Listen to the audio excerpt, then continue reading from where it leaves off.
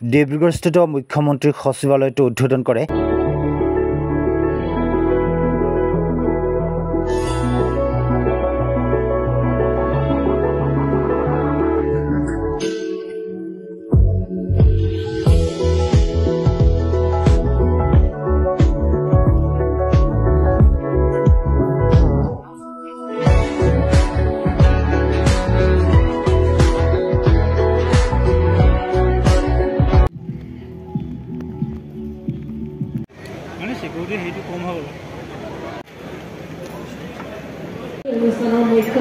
মাননীয় মুখ্যমন্ত্ৰী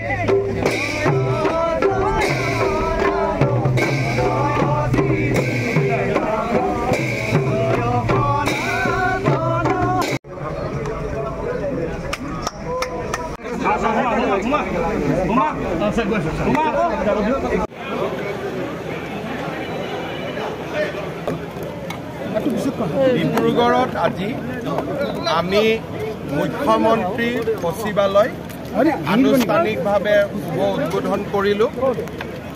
মাহত 4টা দিন অসমৰ মুখ্যমন্ত্ৰী ডিব্ৰুগড়ত থাকিব আৰু ইয়াৰ উপৰিও উত্তৰ অসম আৰু উজনি অসমৰ 9খন জিলাৰ প্ৰশাসনিক কাম কাজ ডিব্ৰুগড়ৰ পৰাই পৰিচালনা কৰাৰ বাবে প্ৰচেষ্টা কৰা হ'ব।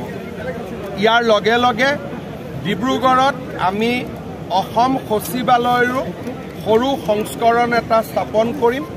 মন্ত্ৰীসকল বহিব পৰাকৈও আন এটা কাৰ্যালয় ইয়াত স্থাপন হ'ব। মন্ত্ৰীসভাৰ বৈঠক ডিচিৰ কনভেনশ্যন আদি অনুষ্ঠিত কৰিব পৰা কনভেনশ্যন হল ইয়াতে স্থাপন হ'ব আৰু ৰাজ্যিক ফাংচনসমূহ যাতে ডিব্ৰুগড়ৰ পৰা কৰিব পাৰি তাৰ বাবে 1000 আসন বিশিষ্ট এটা অত্যাধুনিক প্ৰেক্ষাগৃহও স্থাপন হ'ব।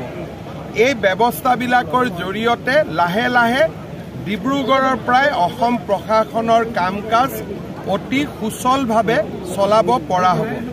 বৰাক উপত্যকাত মিনি ছেক্ৰেটেৰিয়েট আৰু ডিব্ৰুগড়ত মুখ্যমন্ত্ৰীৰ সচিবালয় আৰু পৰৱৰ্তী সম্প্ৰসাৰণৰ জৰিয়তে অসমৰ প্ৰশাসনিক ব্যৱস্থাক আমি ৰাইজৰ ওচৰলৈ লৈ যাব পাৰিম। আজি মুখ্যমন্ত্ৰীৰ কাৰ্যালয় ডিব্ৰুগড়ত মই প্ৰথম বহাৰ পিছত কেইবাটাও গুৰুত্বপূৰ্ণ সিদ্ধান্ত আমি ডিব্ৰুগড়তে গ্ৰহণ কৰিম। আপোনালোকক মুখ্য সচিব মহোদয়ে তাৰ বিষয়েও আপোনালোকক খন্তেক সময় পিছতে জনাব।